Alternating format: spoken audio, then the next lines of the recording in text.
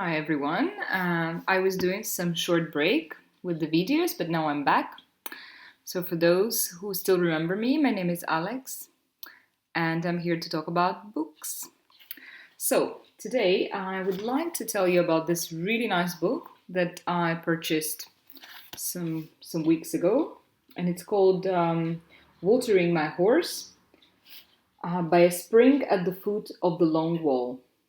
And the name of the author is Xiaoxiao Xu. She is Chinese photographer, but based in the Netherlands.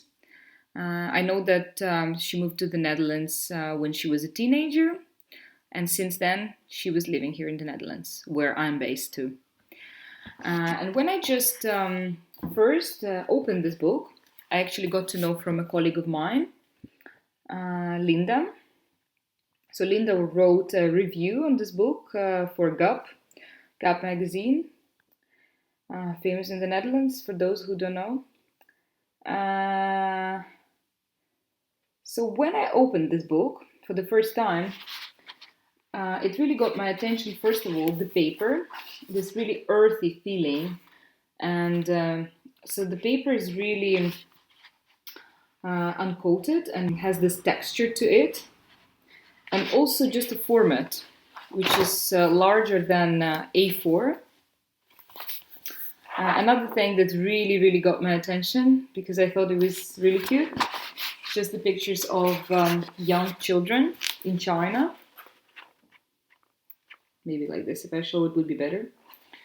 So the book has a lot of pictures like this that are like the cutest, like really the cutest. Let me see if I can find one more.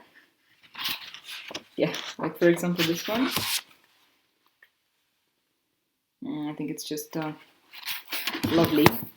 So the whole book is a combination of, as you see, different portraits with landscapes, but also with some archival materials that the author herself found when she was doing her research about China. So, oh my god, I just saw this picture, so cute.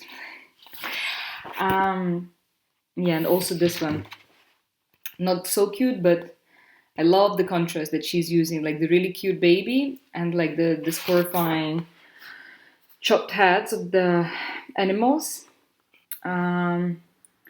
So yeah, if you see the images here, as I told you before, the whole book is a journey and a research of the photographer around the Great Wall of China. So she was traveling, I think, 25,000 kilometers across the wall.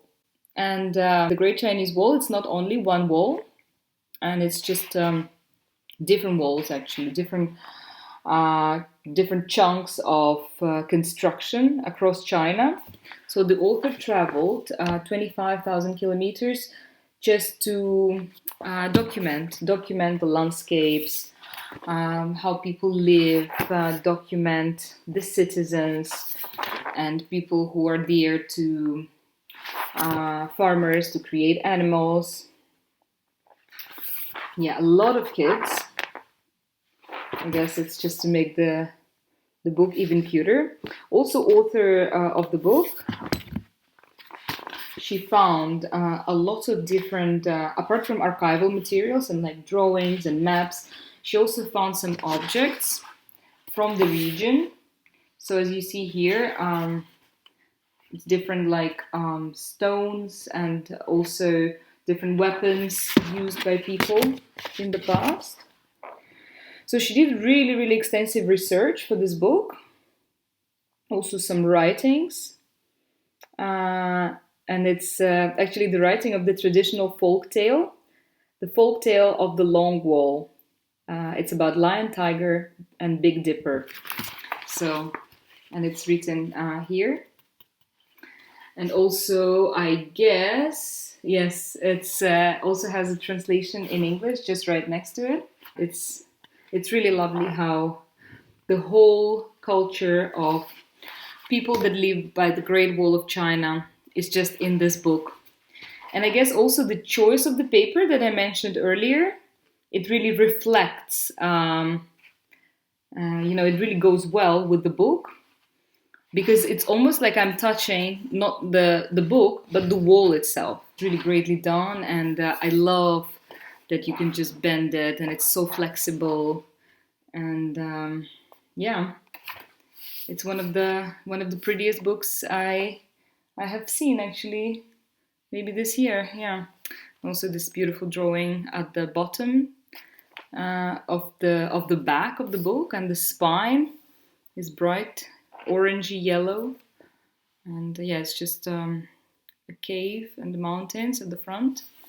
And how I remembered about this book, so why I decided to do a review, because yesterday I was just going through my home library and I found this Russian book that I have. It's the Chinese fairy tales. So yeah, it's just look at the book. The book is quite old. It's from, let me see, 1957, and I just love it. You know, when I was a child, I have it actually since I was a child, and I was always fascinated to look at the, at the dragon here, at the dragon, at the old man, and just imagine this really really amazing stories, and the stories that are also full of different sort of magic creatures and different animals. And yesterday I was reading one story. I don't remember what name was it, but I was really happy about it because it was very feminist. So the story was about this really clever woman that she was a wife of this guy. She was helping her husband to solve all the business, and yeah, it's just really great. So as you see, this book is all torn apart, and it's, yeah, but I still cherish it greatly. It's my treasure. So yeah, when I found this book yesterday and I was just reading some stories, I remembered that I had the Watering My Horse book, and then I decided to do a review on this book. So yeah, guys, if you're interested not only in great photography, but also in, just to have an insight into Chinese culture, and to see some beautiful portraits, and to see how people live, and to have some, yeah, also, I just saw it, to have some insight into traditions. Because, for example, this picture, I think it's from some kind of a ritual, maybe even a funeral, what I understand, because next to this boy here, the text is about funeral. So, and it's even written here. So the funeral symbolizes the final destination in life for everyone. And so it's very important to the villagers along the long wall.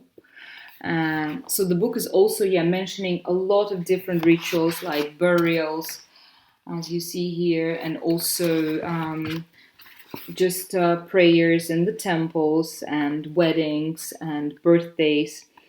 So yeah, it's not only about how people live, but also what they live, what they feel, what they celebrate, and what they really, what sort of values they have, and what traditional elements they still carry throughout, all the years and all the centuries. It's really, really beautiful. Highly recommend it. Okay, well, thank you very much. And yes, see you next time.